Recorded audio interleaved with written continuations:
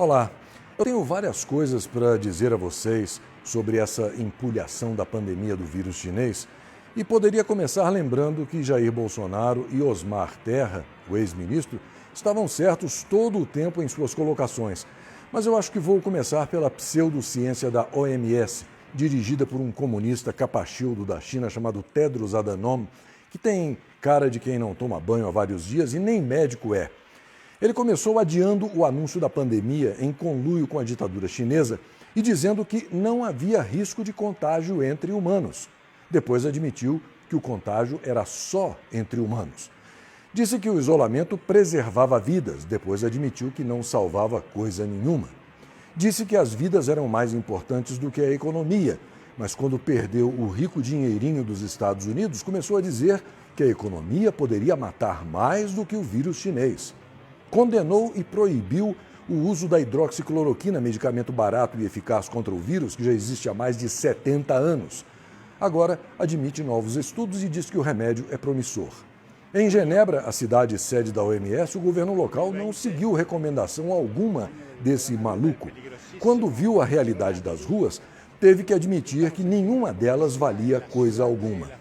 Agora pense, quantas mortes, falências e custos astronômicos que a hidroxicloroquina teria evitado se não fosse a canalice irresponsável e assassina desse Tedros Adhanom e da China.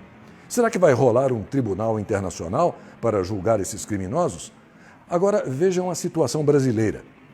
Inventaram uma quarentena de Araque para causar problemas econômicos e, consequentemente, políticos para o governo federal. A desculpa era de que queriam se preparar adequadamente para enfrentar o vírus chinês, com hospitais, etc. Na realidade, o lockdown ou mesmo a quarentena significaram o seguinte: fique em casa porque desviaram o dinheiro da saúde e não tem hospitais para salvar você. O resultado dessa politicagem safada dos governadores ladrões ficou evidente nos números. Em São Paulo, com o tal isolamento ditado pelo governador bosta João Dória, são mais ou menos 9 mil mortos. Em Minas Gerais, sem isolamento, são menos de 300 mortos. No Paraná, quase o mesmo número. No Espírito Santo, o retrato explícito da canalice esquerdopata. O governador Renato Casagrande proibiu o uso de hidroxicloroquina nos hospitais públicos do SUS. Mas quando sua mulher ficou doente, ele não pensou duas vezes. Levou a mulher dele para um hospital da Unimed e lá ela tomou a hidroxicloroquina, ficando boa em apenas 4 dias. Ou seja, para o chefão, tudo de bom. O povo que se lasque com as migalhas. No Rio de Janeiro, o governador estrume Wilson Witzel já está com um pé na cadeia, depois de construir hospitais de campanha que nunca ficaram prontos, além de comprar, sem receber, respiradores, tudo com dinheiro superfaturado e sem licitação. Enquanto isso, no Nordeste, um consórcio de governadores esquerdistas resolveu comprar também sem licitação respiradores de 2 empresas produtoras de maconha e derivados, a Hempshare e a Hempcare. As empresas tomaram o dinheiro adiantado e ponto final. Os respiradores não apareceram, sumiram na fumaça dos maconheiros. Mas fica a pergunta: o que é que maconheiro entende de respirador de hospital? Pois é, só no Brasil, onde todas as cidades mais afetadas registram agora quedas de internação diária.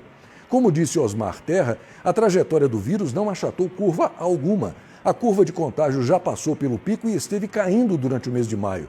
A epidemia, cravou ele, termina em junho. Mais do que nunca está claro que o pavor da esquerda burra que existe no Brasil é com o tratamento precoce feito com hidroxicloroquina.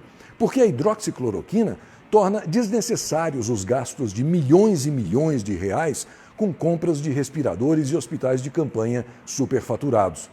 E mais, quer apostar? Daqui a 1 ano, teremos milhares de respiradores ainda encaixotados, jogados nos depósitos das prefeituras. O resto é conversa fiada de psicopatas corruptos em busca de poder, que não estão nem um pouco preocupados em salvar vidas. Mas isso tem hora para acabar. O atual ministro da Saúde liberou o uso da hidroxicloroquina nos hospitais públicos. O coronavírus está sumindo, as empresas, lojas e shoppings aos poucos vão reabrindo e por um bom motivo. A Polícia Federal entrou na parada, muitos governadores vão parar na cadeia. Paralelamente a isso, uma pequena luz de bom senso no fim do túnel. o prefeito da cidade paulista de Marília proclamou a volta à normalidade, dizendo que quarentena não é vacina. Por falar em bom senso, alguém sabe dizer em que data os bandidos voltam para a cadeia agora que o isolamento começou a ser flexibilizado? E você percebeu que a flexibilização já mudou a pauta da imprensa. Antes era o vírus chinês, agora é o racismo. Agora já se pode formar aglomerações para protestar e tocar o terror, seja qual for o motivo. Mas você sabe que tudo tem um lado ruim e um lado bom. No fim das contas, o vírus chinês serviu para abrir os olhos de muita gente. Ele escancarou a péssima influência da China no mundo, revelou quais os políticos sem alma que esconderam o remédio para fazer morrer mais gente e, com isso, receber mais dinheiro do governo federal. Exibiu a maldade explícita dos governadores que escravizam seu povo com leis cujo objetivo é apenas o de servir a seus próprios interesses. Mostrou que existe gente covarde, que tem medo de tudo e é facilmente manipulável. Mostrou sem disfarces que as pessoas precisam de fé e não só de igrejas e templos. Escancarou que a ciência é também um instrumento de politicagem. Deixou claro que a maior parte das emissoras de televisão trabalha pela mentira e pelo engano. Revelou também o quanto estamos longe emocionalmente das pessoas com as quais ficamos confinados. E, por fim, mostrou com todas as cores o quanto o brasileiro é dependente do Estado e o quanto isso é nocivo para uma nação. Em apenas 3 meses, sem se dar conta, você perdeu seu direito de ir e vir, perdeu seu sustento e está na iminência de perder a sua liberdade de expressão. Ah, e mais uma coisinha, você que é contra a abertura do comércio, adote um desempregado e pague as contas dele.